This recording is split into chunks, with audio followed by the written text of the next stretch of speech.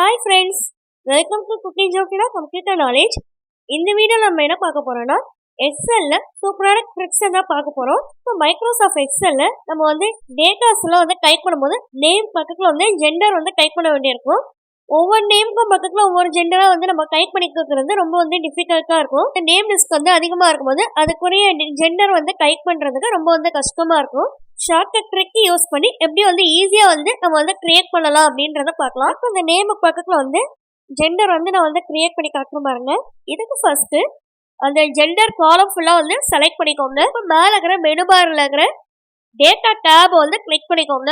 இப்போ இதை கிளிக் பண்ண உடனே டேட்டா வேலிடேஷன் ஒரு ஆப்ஷன் கிரியேட் ஆயிருக்கும். அதை இப்போ கிளிக் பண்ணிக்கோங்க.